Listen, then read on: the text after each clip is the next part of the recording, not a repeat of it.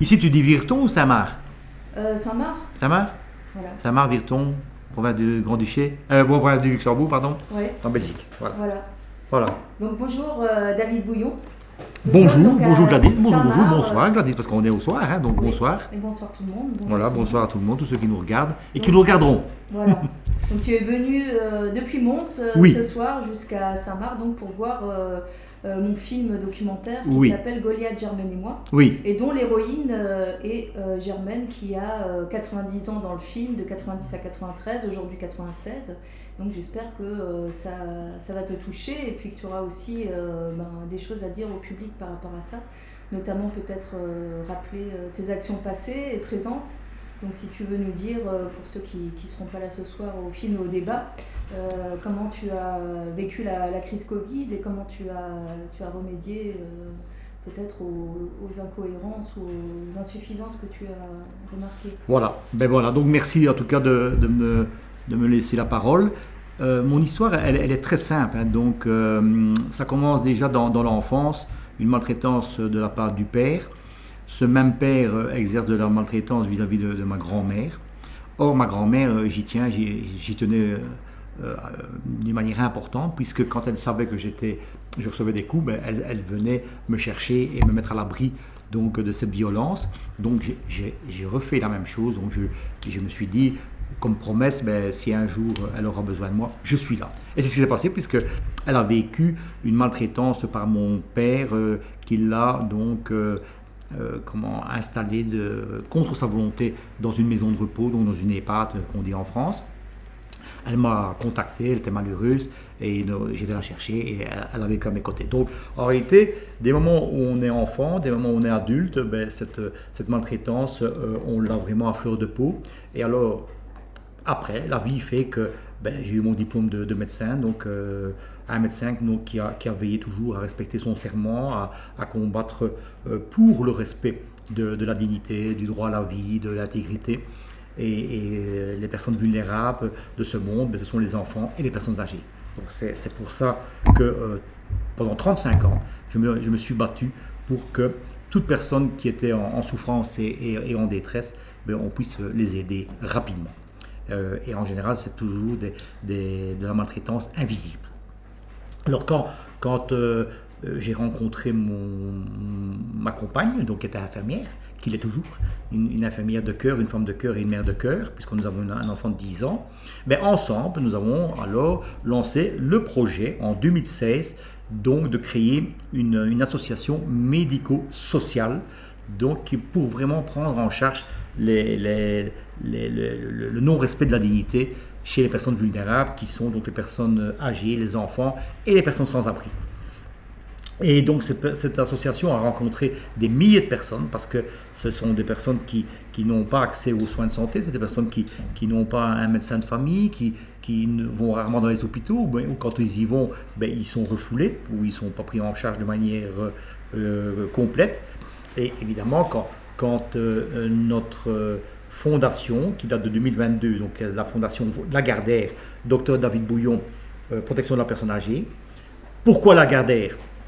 Parce que les Français doivent savoir qu'en 59, il y avait le film Le Bossu. Si tu ne vas pas à Lagardère ira à toi. Et moi, ce film m'a bouleversé dans mon enfance, parce que c'est quand même un film sur l'injustice, sur le fait que ben, ce chevalier retrouve son ennemi et après un combat quand même terrible, ben, la justice est faite. Et donc il s'appelle, donc c'est le chevalier Lagardère, donc c'est le bossu. Et quand on transpose l'histoire à la santé, à la médecine, ben, si tu ne vas pas vers les soins de santé, ce sont les soins de santé qui viennent vers toi. Donc c'est pour ça que les personnes âgées, les personnes vulnérables, ben, il y a eu un ensemble de réalisations pour pouvoir les prendre en charge tout de suite. Donc une ambulance médicale mobile, donc un cabinet de consultation qui allait vers les personnes vulnérables, en difficulté, des colis alimentaires, des ambulances sociales, donc des médicaments, hein, donc non périmés, qu'on pouvait aussi leur donner en urgence. Et quand la crise Covid est arrivée en 2020, ben on était prêts.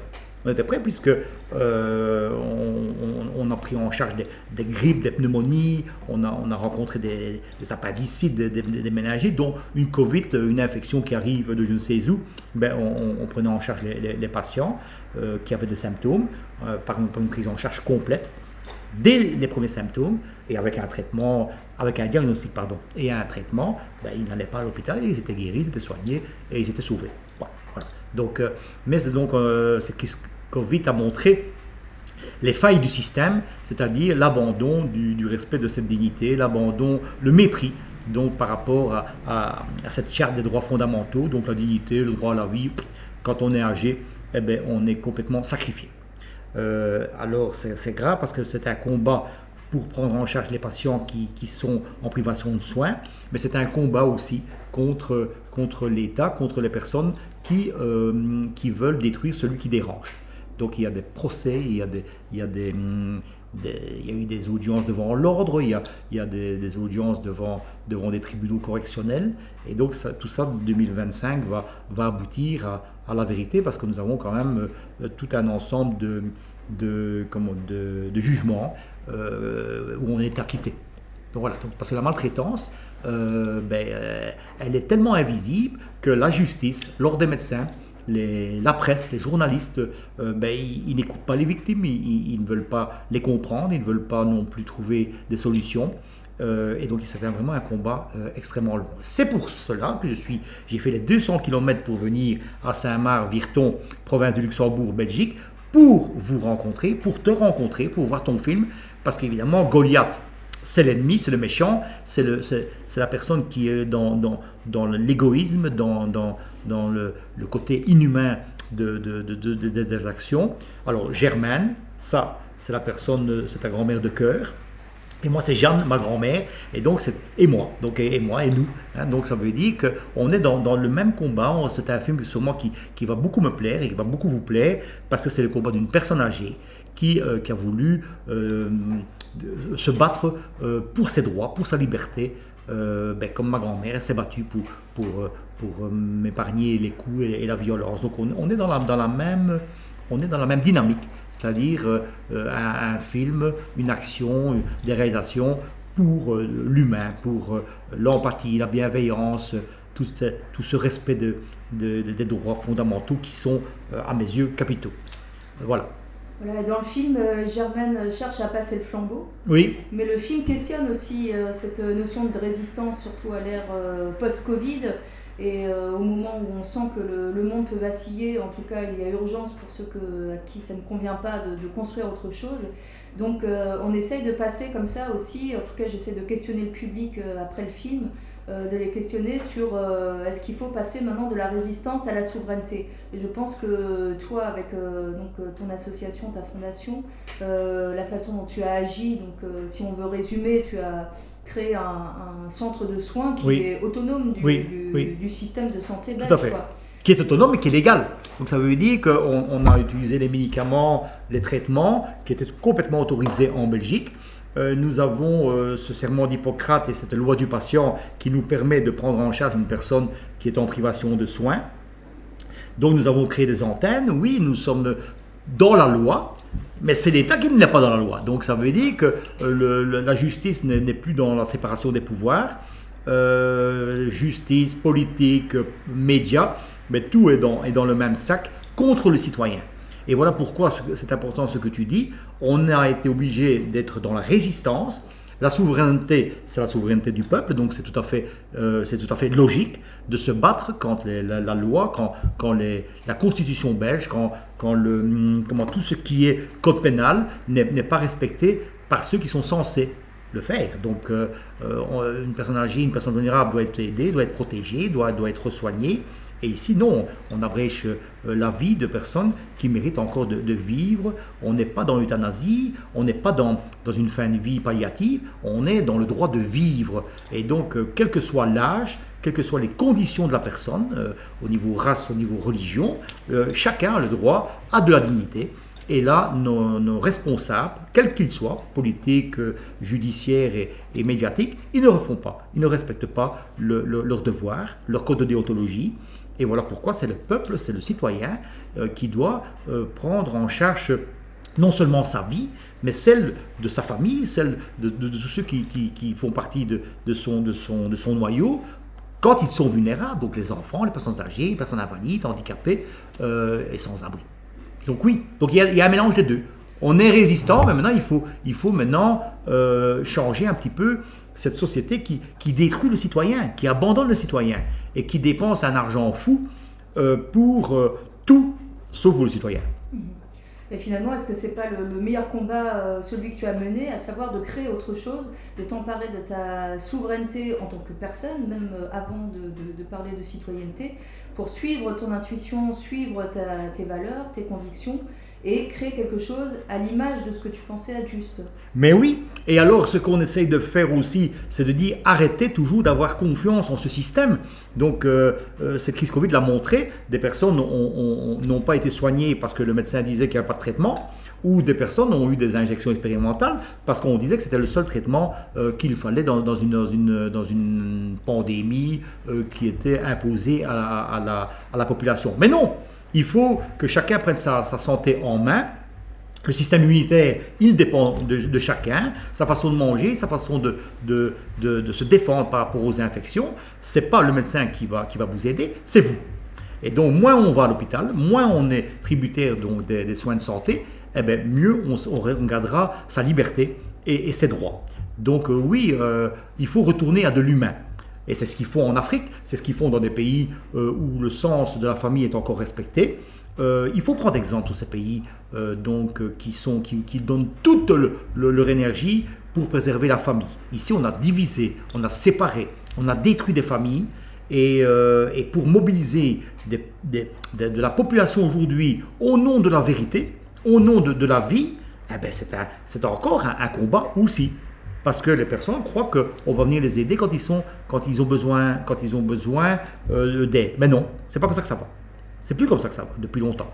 C'est à chacun de participer, quoi. Mais c'est vrai que les pays du Sud deviennent un modèle pour certaines choses. En tout cas, les dispensaires qu'on trouve en Afrique, ils sont pas un petit peu comparables au centre Si, parce on prend en charge des personnes avec empathie, avec bienveillance, on donne de l'information, on donne de la continuité des soins. Donc un humain qui reçoit un humain. Donc voilà, c'est tout à fait vrai. Et l'emblème de la Belgique, vous devez le savoir, c'est quand même l'union fait la force. Et le fait de tous s'unir pour la dignité, pour le droit à la vie, pour cette humanité qui est en train de disparaître, eh bien, il faut que tous ces petites abeilles, toutes ces petites fourmis s'unissent pour le bien de cette humanité qui est en train de disparaître à petit feu, ou à grand feu, je ne sais pas comment on peut appeler ça, mais le monde est en instabilité parce que des dirigeants ont décidé de détruire cette humanité. Et donc la fondation a permis de financer des lieux. Oui. Puisque dans ce que tu proposes comme système, le système que tu as créé, il fallait d'abord trouver un lieu pour accueillir les gens. Oui. Et ensuite, toi, en tant que médecin, avec ton diplôme, tu es libre quand même d'appliquer le protocole que propose le gouvernement. Tout à fait. Mais je l'ai toujours appliqué. Parce que en Belgique, le traitement, il est large. On peut donner des anticoagulants, on peut donner des antibiotiques, on peut donner des anti-inflammatoires, on peut donner de la cortisone, on peut donner de l'oxygène. On peut faire beaucoup de choses à domicile et c'est remboursé. Mais ce que j'ai appris, en étant médecin depuis 90, depuis 90 en Belgique, c'est qu'il ne faut pas travailler seul. Donc la personne âgée ou le patient qui est à domicile, il a besoin d'une équipe. Il a besoin vraiment d'avoir ses soignants autour de lui.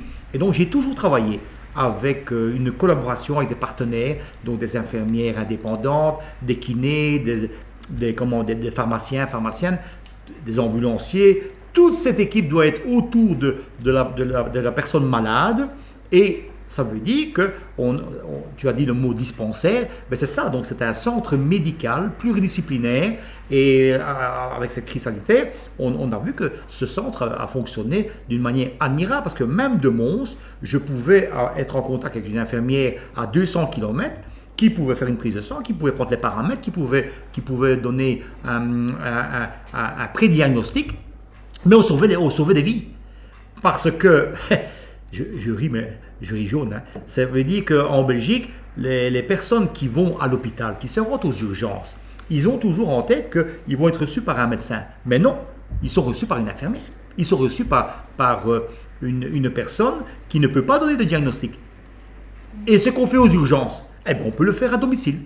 Donc voilà pourquoi, avant de montrer du doigt un service d'urgence qui est débordé, qui est dépassé, qui est amoindri parce que l'État le veut, mais aussi parce qu'il y a beaucoup de médecins qui envoient des patients pour des petites pathologies qu'on pourrait soigner à domicile, il faut remettre de la valeur en la médecine générale. La médecine générale n'est pas le généraliste. La médecine générale, c'est le patient entouré de toute l'équipe de soignants autour de lui. Et il faut être dans le curatif, mais il faut être aussi dans le préventif. Et le préventif, c'est arrêter de boire du coca du matin au soir, des sodas, des ci, des là. Il faut retourner vers du naturel, comme on faisait quand on était jeune. Hein. Maintenant, on ne va plus à la ferme, on n'achète plus on mange moins de légumes, de fruits. Et pourtant, c'est une base pour le système immunitaire, c'est une base pour la santé.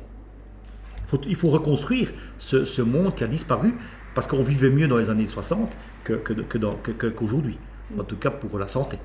Oui, il y a un mouvement, je pense, important de personnes qui reviennent un peu à ça. Et finalement, il n'y a que 2 générations qui nous séparent de tout ce savoir-vivre, ce savoir-faire. Et je pense que les gens, en retournant un peu à la campagne autrement, arrivent à... Et je tire mon chapeau, je dis respect aussi à toutes ces personnes qui prennent en charge cette médecine alternative, hein, donc les naturopathes, toutes ces personnes qui veillent à la santé en prenant des méthodes qui sont naturelles, qui sont complémentaires, et qui permettent de résister à pas mal d'infections ou à soigner pas mal de maladies sans être dans le big pharma, sans être dans j'ai mal, prends du tramadol, prends ci, prends là, sans avoir un diagnostic derrière, alors que c'est la première chose, le premier devoir d'un médecin, c'est d'abord d'accueillir son patient, de l'écouter, de le prendre en charge, essayer d'abréger ses souffrances et de lui redonner de la dignité avant le diagnostic et avant le traitement.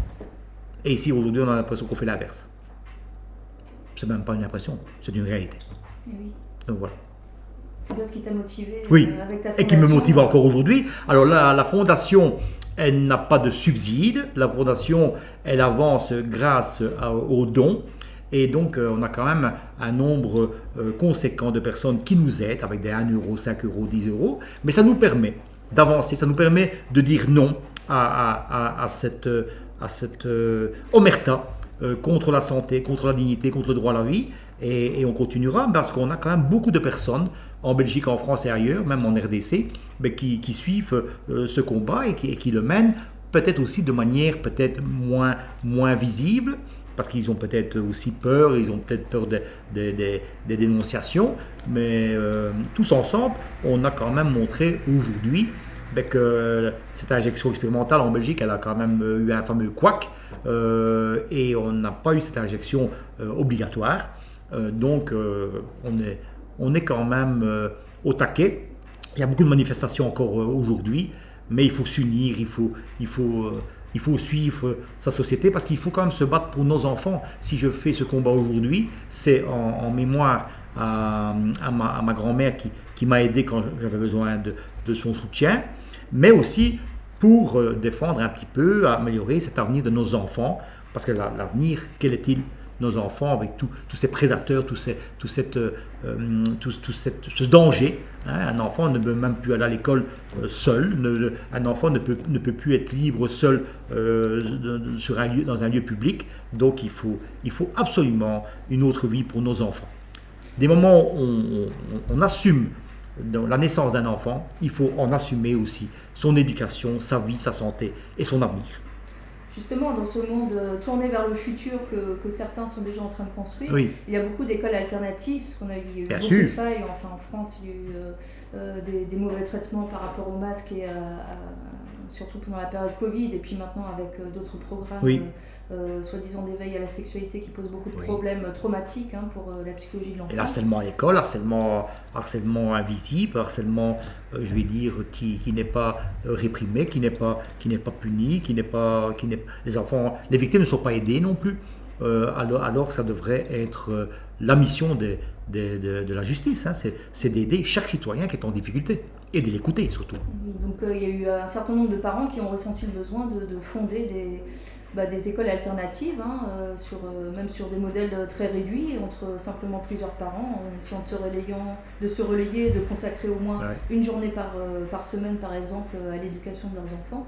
Donc, concernant, par exemple, les anciens, est-ce que tu penses qu'il y a un nouveau modèle de maison de repos qu'on peut aussi créer ça se fait déjà en Belgique. De rien, en tant que particulier. Il y a des crèches, il y a des crèches avec des maisons de repos.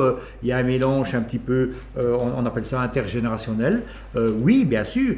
C'est comme ça que j'ai été élevé. Hein. On a été élevé dans une famille avec les plus anciens, avec les plus jeunes, dans les fêtes, dans les anniversaires, dans la vie de tous les jours, les week-ends, et tout ça a disparu.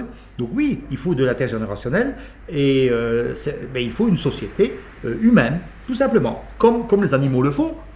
Les animaux montrent l'exemple, comme dans certaines communautés, ils montrent l'exemple aussi. Donc oui, il faut créer beaucoup de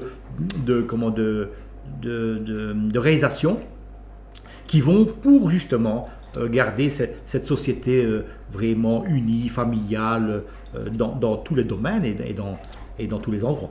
Donc oui. Et pour ceux qui ne pourraient peut-être pas garder leur ancien à la maison, qu'est-ce que tu préconiserais comme nouveau lieu, comme nouveau modèle pour accueillir les anciens?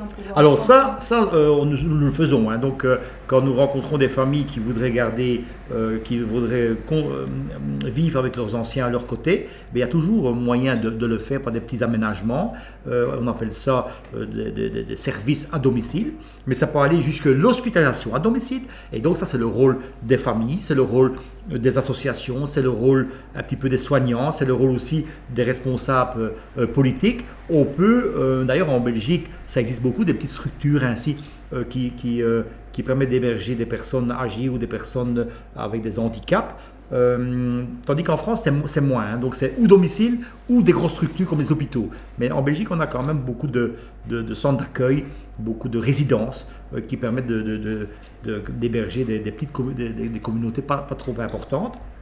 Mais le domicile est bien équipé. Vous avez les soignants, vous avez quand même tout un ensemble de matériel qui est à disposition, des chaises roulantes, des chaises percées, des aménagements. Une personne âgée n'a pas besoin de beaucoup d'espace. Elle a besoin surtout de beaucoup de sentiments. Donc des moments où elle a sa pièce qui est disponible, elle est super contente. Que dans une grande pièce d'une maison de repos ou d'un EHPAD où elle ne voit plus personne pendant une année, quoi. Donc je pense que la personne âgée a besoin d'amour, de bonheur et d'être entourée de bienveillance et d'empathie plutôt que d'avoir des grandes chambres d'EHPAD ou de maisons de repos. Donc voilà. Donc, mais quand on veut, on peut. Tout est une question de volonté. C'est pour ça que ce que je suis un petit peu attristé aujourd'hui, je me rends compte qu'on n'a pas assez de relations, d'union entre toutes les associations qui sont de bonne volonté. On devrait créer vraiment des événements où on aurait un maximum d'associations, mais avec des médias, avec des politiciens, avec tout le monde, dans l'intérêt de la population la plus faible, donc c'est-à-dire les personnes vulnérables, enfants. Les associations sont là, mais quelquefois on ne connaît pas l'existence de ces associations-là. Or, il y en a beaucoup. Donc il faudrait plus des rencontres, des rencontres constructives et pas chacun dans son coin. Parce que là, je vais en lâcher une, mais il faut que je le lâche, c'est que beaucoup d'associations avancent parce qu'ils ont des subsides. Et quand on a des subsides, c'est parce qu'on a de la politique derrière. Alors, c'est une association que j'appelle tronquée. Ça veut dire qu'on garde un petit peu son association en allumage, ainsi donc comme une bougie, alors qu'il faudrait plutôt être un ensemble d'associations. Il faudrait vraiment une armée d'associations pour le bien de chacun. Surtout si on toujours l'argent. Bah oui. Toujours l'argent. Si on va à contre-courant de la politique gouvernementale, a priori, on fonctionne plutôt entre citoyens éclairés qui ont envie d'avancer et de faire des choses constructives. Et si on pense par exemple à des microstructures qui accueilleraient des anciens, des personnes âgées, si elles arrivent à rencontrer peut-être des personnes qui sont plutôt dans l'éducation des enfants, ben ça permettrait peut-être comme tu le disais, de créer des structures qui vont avoir un lieu mixte et puis qui permettent d'entourer les personnes âgées de plus de vie, que dans un endroit où elles seraient exclusivement entre elles, et de la même façon, réciproquement, d'entourer les enfants de peut-être cette sagesse ancestrale dont ils ont aussi besoin, parce qu'ils sont en manque de repères aussi actuellement. Alors, je vais te reprendre 2 secondes, parce que tu parles de l'État, du gouvernement, donc là, je suis complètement d'accord avec toi, mais il faut aussi que chaque profession, puisse remettre un petit peu son devoir et sa conscience, je vais dire, en priorité. Un médecin, il a son serment d'Hippocrate, donc l'argent passe après. L'avocat, même chose. S'il défend une cause, il faut que la cause soit défendue dans l'intérêt de son client et pas dans l'intérêt de la longueur du procès qui va lui rapporter de l'argent.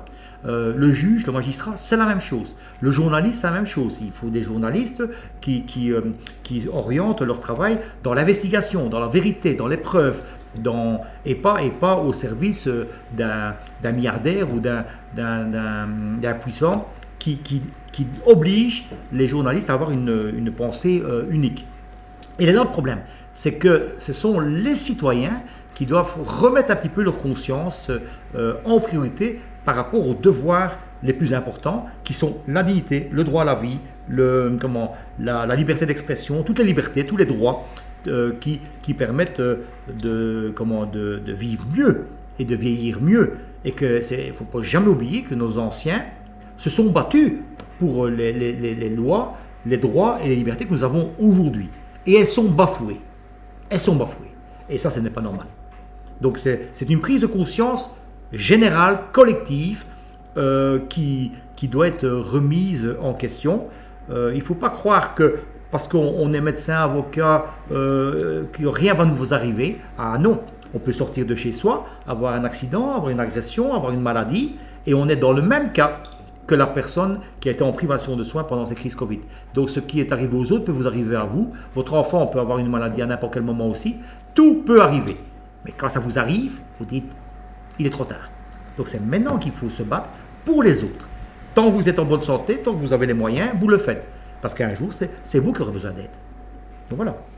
Est-ce que tu as un peu d'espoir de ce côté-là? Parce qu'on peut quand même dire la crise Covid, bon, il y a eu des côtés très sombres, la prise de conscience n'a pas concerné tout le monde, mais il y a quand même une bonne partie de la population pour qui ça a remis quand même la conscience et le cœur au centre. Bien sûr, j'ai connu des manifestations, j'ai connu quand même pacifiques, donc des manifestations où on mettait cette santé, on mettait l'humain en avant.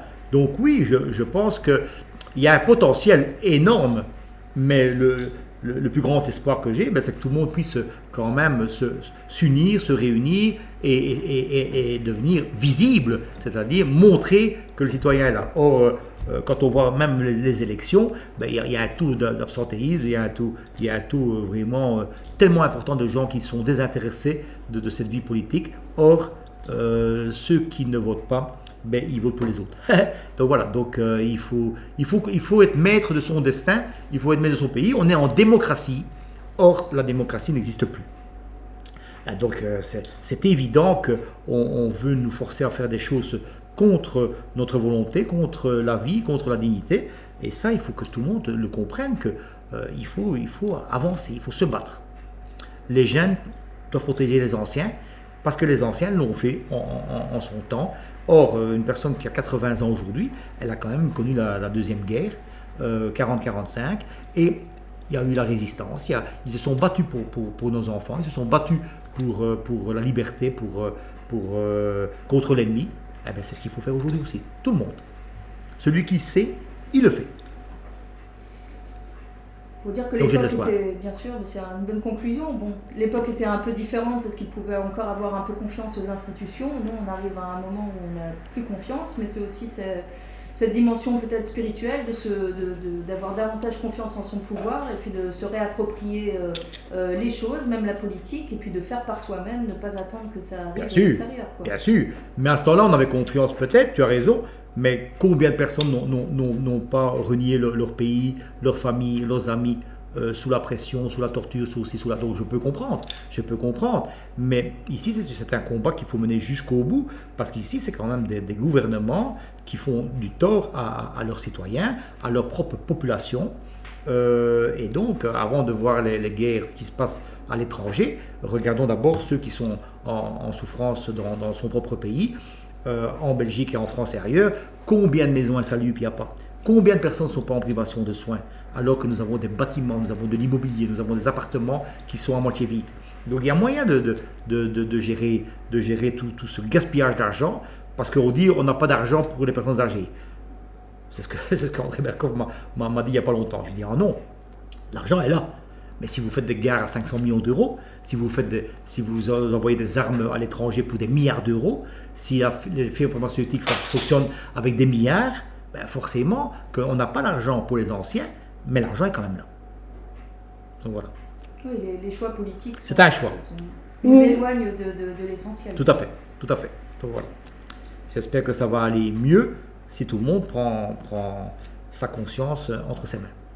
Et pour finir, peut-être de manière très pratique, ce que tu as commencé à créer en Belgique, est-ce que tu penses que c'est reproductible ailleurs? Oui. C'est-à-dire les lieux d'accueil, en réalité, ils ont un statut comme si c'était un cabinet dans lequel les gens venaient te voir Ce n'est pas un cabinet, donc c'est un centre médical, donc pluridisciplinaire. Et j'ai rencontré quand même pendant ces 10 dernières années quand même une volonté de beaucoup de soignants. Nous avons des infirmières de cœur, il y a des médecins de cœur, il y a des pharmaciens de cœur. Tout le monde n'est pas à mettre dans le même sac. Et pendant cette crise sanitaire, on a même des médecins, infirmières, pharmaciens qui travaillaient, à titre de bénévolat, donc en tant que bénévole. Donc ça veut dire la priorité, c'était de soigner, c'était de prendre en charge, c'était de ne pas laisser une personne en privation de dignité. Donc c'est des moments où dans ton devoir, tu ne mets pas l'argent en priorité, tu peux faire des belles choses. Je vais faire 200 km pour vous rencontrer. On ne parle pas d'argent ici aujourd'hui. On parle pas d'argent. On parle simplement de transmettre des messages, parce que quand il y a des épidémies ou des pandémies ou des infections, ben on voit quand même que des personnes décèdent sans soins, sans dignité. Donc ce qu'on a vécu ne doit plus se reproduire. Voilà pourquoi nous sommes dans un combat pacifique, oui, mais nous sommes dans un combat qui est efficace, parce que de plus en plus de personnes maintenant se rendent compte qu'il faut avoir confiance en soi, en ses décisions, et pas en celles des autres. C'est ça qui est important. Et à force de taper sur le clou, ben on pourra peut-être changer cette vision des choses, c'est-à-dire ne pas donner sa vie aux mains de quelques puissants ou de quelques milliardaires qui ont décidé de sacrifier des gens.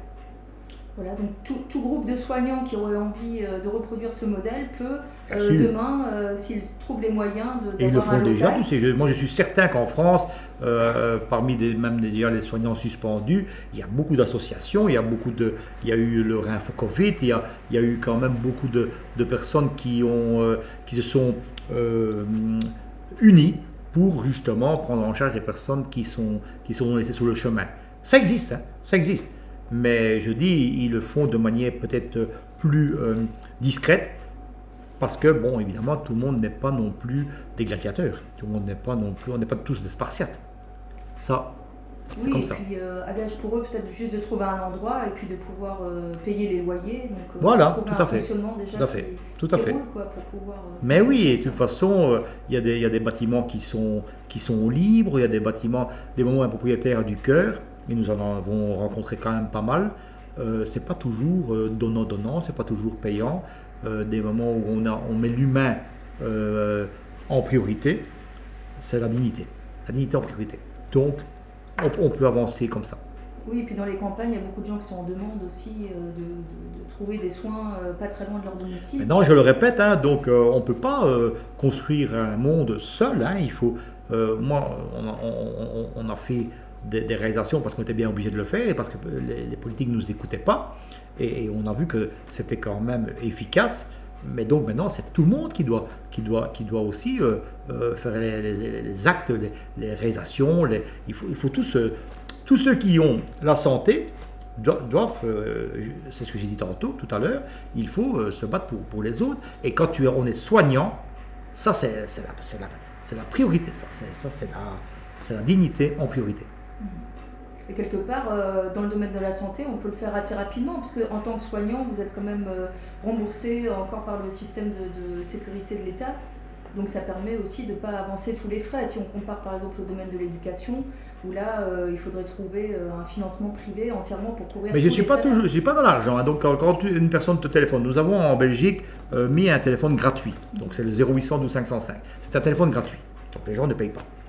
Deuxièmement, des moments où on reçoit les personnes, on les écoute, on les prend en charge, ça ne coûte rien, ça. Ça prend simplement du temps. C'est du temps. Et alors, la prise de sang ne coûte pas non plus. Et après, tu as le diagnostic et puis le traitement. Et ce sont des traitements qui sont remboursés. Donc, il n'y a rien qui coûte.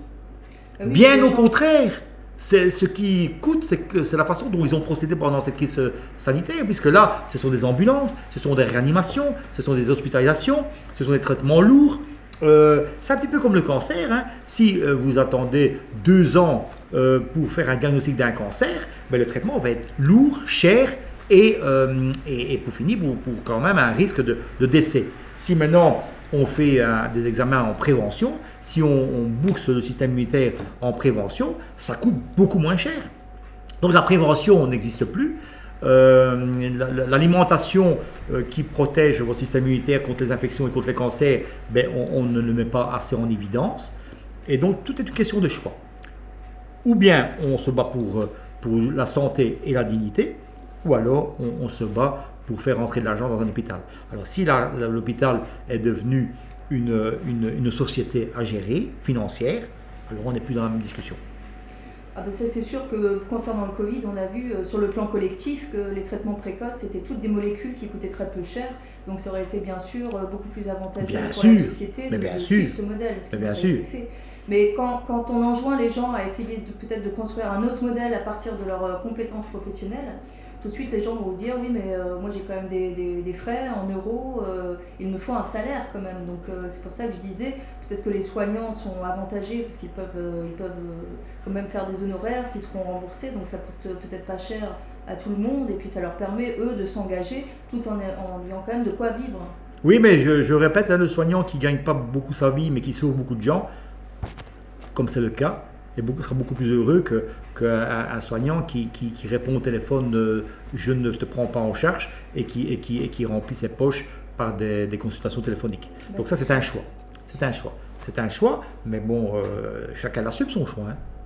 Mais même en restant là dans le cœur, on peut quand même malgré tout peut-être réussir à construire des modèles économiques qui sont aussi viables. Oui. Il y a quand même des solutions de ce côté. Il y a toujours des solutions. Il y a toujours des solutions. Le problème, le tout, c'est de prendre des bonnes décisions et des bonnes solutions. Et faire des bonnes réalisations. Des bonnes décisions et les solutions suivent. Tout à fait.